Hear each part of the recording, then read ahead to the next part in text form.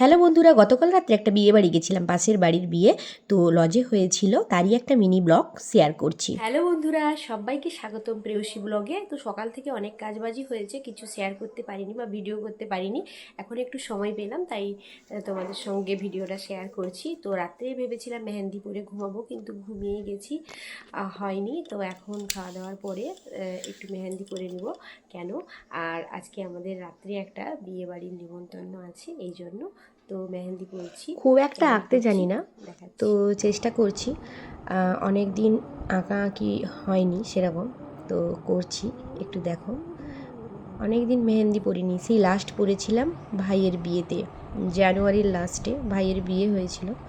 তো এই যে এটা ফাইনাল হয়েছে, আর বেশি করব না, এক হাতেই পরেছি তাড়াহুড়ো করে। মোটামুটি মেয়েদের মানে তো জলের কাজ করতে হয়, এই সময়টা একটু ফাঁকা থাকে সন্ধেবেলা, তো এই সময়টা একটু এঁকে নিলাম, তারপরেই যাব। তাড়াতাড়ি হয়ে গেছে কালারটা। এই যে এইটাই হয়েছে ফাইনাল লুক, কেমন হয়েছে জানাবে। বেরিয়ে পড়েছি, এইটাই আমার ফাইনাল লুক। তো শাড়ি, এই শাড়িটা পরেছি, আর বেশি কিছু তেমন সাজগুজ করিনি, কারণ প্রচুর গরম ছিল ওই দিন। তো পৌঁছে গেছি, ওরা সমস্ত আয়োজনটাই লজে করেছিল, পাশেই মৌমিতা লজ মেদিনীপুর, খুব সুন্দরভাবে ডেকোরেশন করেছে। তো এই যে বিয়ের কোণে, খুব সুন্দর লাগছে ওকে, গিফট টিফট দিয়ে একটু ছবি টবি ওর সঙ্গে তুলে নিলাম। এটা হচ্ছে বিয়ে হবে মঞ্চটা, খুব সুন্দর সাজিয়েছে, বেদিস্থল যেটাকে বলে, আর এখানে বসছিল, খুব সুন্দর ডেকোরেশন। চলুন এবারে চলে যাই খাওয়ার টেবিলে। তো অনেক রাতও হয়ে গেছিলো, বেশি রাত আর করবো না, চলে গেলাম খাওয়ার টেবিলে।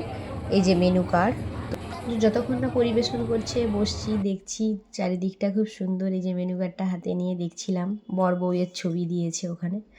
অনেক জায়গায় খাওয়ার টেবিলে প্রচুর ভিড়ভাট্টা হয়, কিন্তু এখানে সেরকম নয়, জায়গা যথেষ্ট ছিল এবং সব কিছুই সুন্দরভাবে পরিবেশন হচ্ছিল। তো স্যালাডের পরে চলে এলো চাটনি, তারপরে পনির পাসিন্দা। পনির পাসিন্দাটাও খুব সুন্দর হয়েছিল, খুবই গরম ছিল, ভালো লাগলো খেতে।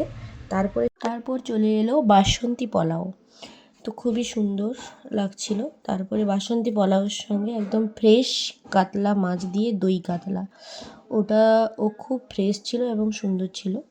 তারপরে সাদা ভাতের পরে ডাল দিচ্ছিল, নিলাম না। তারপরে হচ্ছে চিংড়ি পোস্ত, এটা তো খুবই সুন্দর লাগছিল, চিংড়ি পোস্ত দিয়ে খাচ্ছিলাম। তারপরে মাটন চলে এলো, মাটনটাও খুব টেস্টি এবং সেদ্ধ হয়েছিল সুন্দর, তো খুবই ভালো লাগলো। তারপরে চলে এলো চাটনি, কাজু কিশমিশ দেওয়া চাটনি, তারপরে পাঁপড় ভাজা, তারপরে রসগোল্লা, তারপরে একটা করে সন্দেশ, তারপরে হচ্ছে আইসক্রিম। তো সাথে আইসক্রিম খেলাম, এসে পান স্টোরে একটা পান খেলাম, বাড়ি চলে এলাম।